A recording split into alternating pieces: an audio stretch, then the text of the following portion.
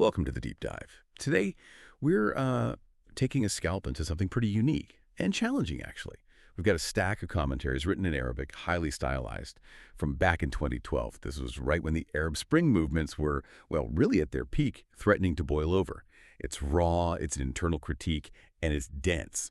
Full of dark humor, too. So our mission here is pretty straightforward. We're not just reporting events. We want to unpack the metaphors. And there are a lot of them. The really biting sarcasm, the huge historical comparisons the author uses.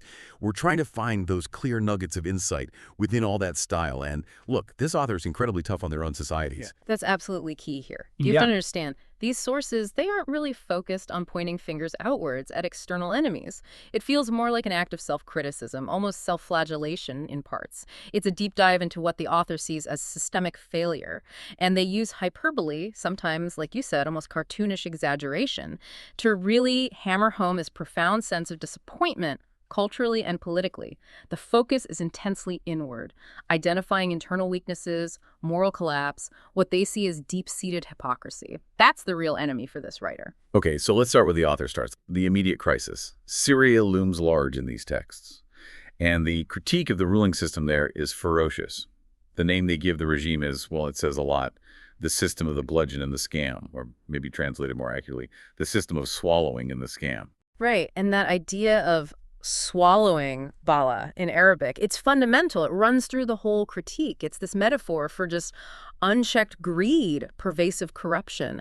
You see, for decades, the regime presented itself as this shield, right? The guardian of nationalistic ideals, specifically built on this concept of strategic balance against outside threats. But the author basically accuses them of quietly twisting that sacred pillar, turning it into strategic peace, particularly along the Golan Heights border. Okay. Strategic balance versus strategic peace. What's the political significance of that shift? Why does that matter so much? Oh, it's everything. I mean, strategic balance was core Ba'athist ideology. It symbolized vigilance, readiness, the whole moral justification for the regime's power, really. So to suggest it quietly became strategic peace, well, it implies this cynical internal deal was struck. Keep the borders quiet, avoid any actual confrontation, and in return, the regime's stability is basically guaranteed. Wow. And that stability allows the internal system, the corruption, the swallowing, to just flourish without challenge. The real threat, the author argues, wasn't external. It was this internal decay hidden behind nationalist slogans. Wow. Okay, so given that level of disillusionment, the author's call for action is, well, it's incredibly high stakes, isn't it? They acknowledge the potential outcomes people were talking about: Lebanonization, Iraqization, Afghanization, basically complete sectarian chaos and state collapse. Yeah. And yet they insist the only way forward, the only way to freedom, is an internal military solution only. Yeah, it's stark. They're essentially arguing the system is just so riddled with what they call human demons and worms, parasites, basically, that no political fix, no negotiation could ever work. Any attempt at dialogue or gradual reform would just get swallowed up by the existing corrupt elements. So the only way, in their view, was a clean sweep, an internal military action to cut out the rot completely. But acknowledging the risk of, say, Iraqization, that's a massive gamble. Yeah. How do they justify taking that kind of risk? Because they believe the political path is already lost, already doomed to fragmentation. That's a key part of the critique of the revolution itself. The author saw it shifting too fast from a unified national struggle into something dominated by sectarian divides. And that, the sources predict, is the direct path to what they call the Palestinization of the Syrian situation. You know, a conflict that never really ends, just gets divided between some kind of occupier, internal or external, and a completely fragmented, disordered opponent. So the military option, however brutal, however risky, is seen as the only chance to avoid that specific kind of endless, fragmented future. That political and military critique is, yeah, brutal.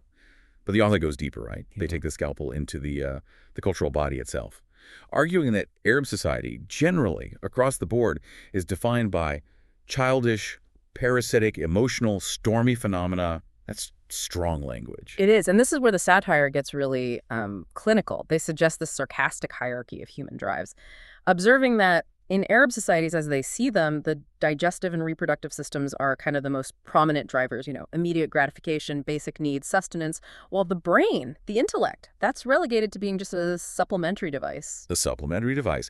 That is an astonishingly harsh self-critique. Does the author give any reason why they feel the brain is secondary, or is this just pure sweeping sarcasm? I think it's both, really. It's sarcasm, absolutely, but it's also analysis.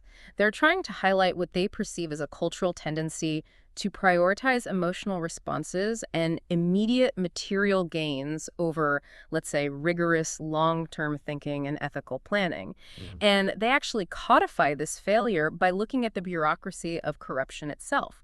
It's quite clever, actually. The source lays out this satirical, almost formal classification of corrupt officials based purely on how much they had swallowed. Ah, right, the famous Abu categories. I remember reading about this. Exactly. They literally create a hierarchy of thieves, almost like job titles. First, you've got the top dogs, the Abu Shafada. These are the ones who swallowed more than 5 million US dollars, the big sharks. Then the sort of mid-level operators, the Abu Baksha. They took between 500,000 and 5 million. And then finally, the petty guys, the small-time opportunists, the Abu Shibshib. They grab less than 500,000. It's one thing to criticize corruption. We hear that all the time. But to classify the thieves with that kind of, I don't know, clinical organized sarcasm, it suggests the failure is just completely normalized, doesn't it? Like, corruption isn't a bug in the system, it is the system. That's precisely the point. And it's important that both secular and religious groups get caught in this satirical crossfire. They're all seen as participating in this system of swallowing. The sources mock political Islam quite sharply with this phrase, the 10-hour reform. They point out how these movements seem to want to replicate the success of, say, the Turkish AKP, the Justice and Development Party, but the AKP took 10 years of really painstaking, detailed internal cleanup and governance reform to get Turkey's economy booming. These other movements, the author scoffs, wanted to achieve all that in 10 hours or, at best, 10 deals. Right, that desire for instant results without doing the hard ethical groundwork first. It's exactly that. It's replacing substance with superficiality. The author criticizes all movements, secular or religious, for replacing genuine Malala, which means ethical dealings, proper conduct, substance, with these sort of emotional, surface-level displays. For the religious movement specifically, they argue it's replacing deep internal faith with just external customs, the length of the bead, the prayer beads, the cult of personality around leaders. And the source explicitly brings up the lesson from Surah Al-Hujurat in the Quran, the distinction between just outward submission, saying you believe, and true inward belief, iman. The ethical reform, they argue, has to start inside. If it doesn't, well, then any power vacuum, like after a revolution, just gets filled immediately by what they call the Hermna group. These are the older wolves and foxes, cynical operators obsessed with grabbing power right now, who are perfectly happy to let the idealistic youth do the dangerous work and then swoop in to claim the spoils. Okay, this is where the analysis takes a really fascinating, kind of unexpected global turn. Having diagnosed this internal disease of hypocrisy, nifaq, and corruption, the sources draw this continuous line, surprisingly, between the Arab world and Spain, arguing that really the only difference left between these civilizations now is language and religion. But that core problem, the deep-seated hypocrisy, they claim it's constant in both places. It is a startling claim, historically speaking. The author points back to the 8 centuries of Muslim rule in Andalusia and says, yes, it left this legacy of incredible civilization, architecture, science, but also, according to this source, a legacy of corruption and this fundamental cultural hypocrisy, this nifaq. They're suggesting that this cultural rot, which took root centuries ago, still manifests today. You see it in failed governance, in pervasive social dishonesty, both across the Maghreb and on the Iberian Peninsula itself. And the evidence they marshal for this is incredibly specific, almost petty but pointed. They detail examples of what they see as discrimination against Arab or Maghrebi populations in those Spanish cities right on the border with Morocco, like Ceuta and Melilla, places where these groups apparently suffer the highest rates of, like academic failure and unemployment. And one detail that really stuck with me, highlighting this alleged systemic neglect. The city authorities refusing to even use Arabic despite a huge chunk of the population being of Arab descent. And then those almost absurd examples of cultural snubs, like scheduling an award ceremony for a Muslim Nobel laureate, Muhammad Yunus, specifically at sunset during Ramadan iftar time, which basically excluded any fasting Muslims. Right. And my personal favorite, the one that just screams symbolic neglect in the source material, the statue of Al-Idrisi, the famous Arab geographer, a huge historical figure linking both regions. They put his statue under a bridge, deliberately placed where basically no one could see it. It's the author's way of saying, look, this hypocrisy isn't just about who gets the money. It's about cultural erasure, historical neglect, and it happens both in the supposed Arab heartland and in its former sphere of influence, like Spain. And by linking these failures, the author makes this bigger argument that this shared disease, nifaq and corruption, it ultimately turns both the Arab countries and the Spanish-speaking republics in the Americas into functional equivalents, banana republics, basically. And connecting this to the bigger picture, the source notes the, well, delicious irony. Spain's own modern economic crisis, starting around that time, mirrored the systemic failures of its former colonies. It led to this complete reversal where Spaniards themselves were starting to migrate south, looking for work in North Africa. Shared failure, breeding shared vulnerability. That idea of shared vulnerability, it brings us neatly to the final section of the critique: money, media, and the loss of cultural ground. The source makes this pretty cynical but powerful argument that money globally is now the ultimate magic wand. They point to major U.S. politics, mentioning the campaigns against Obama back then, and argue it's all just about finance. The magic of money and buying souls, as they put it. Almost nothing to do with real ideology or policy anymore. Yeah, and that focus on commerce, on the market, is shown to have a direct degrading effect internally on culture. The source really singles out the lajat, the dialects issue, as a prime example of this erosion. It represents this profound fracturing of identity, and it's driven purely by what sells. Think about it. The huge popularity of foreign media, particularly those Turkish historical dramas about the Ottoman Empire, right? Wow. They became so popular that broadcasters decided they had to be dubbed only into the Syrian dialect for the entire Arab region, which effectively sidelines Standard Arabic, the supposed unifying language, and all the other major dialects: Egyptian, Gulf, Maghrebi. And at the exact same time, you had Syrian actors reportedly rushing to learn the Egyptian dialect just so they could find work in Cairo's film industry. It shows that commercial viability, what the market dictates, has completely trumped any sense of cultural unity or nationalism. It's fragmenting the very language that's supposed to bind the culture together. And the ultimate conclusion here is just a stark measure of that vulnerability, isn't it?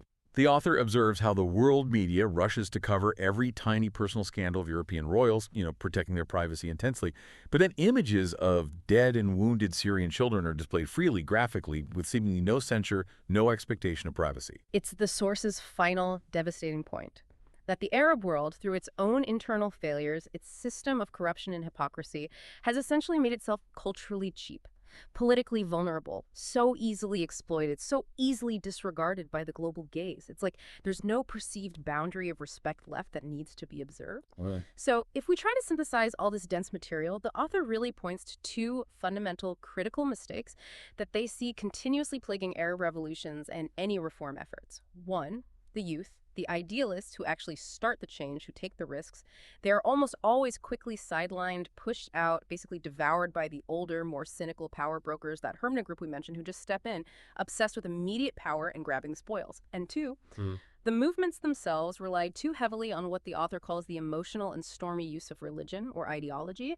They focus relentlessly on the external appearances, the slogans, the short-term political wins, instead of the really hard, long-term, painful process of ethical rebuilding and just practical functioning governance. Right. So what does this all mean for you, listening? Well, the source material leaves us with this really provocative comparison. It's about how societies cope when things go deeply wrong, when systems are totally corrupt and failing. The author notes this tendency.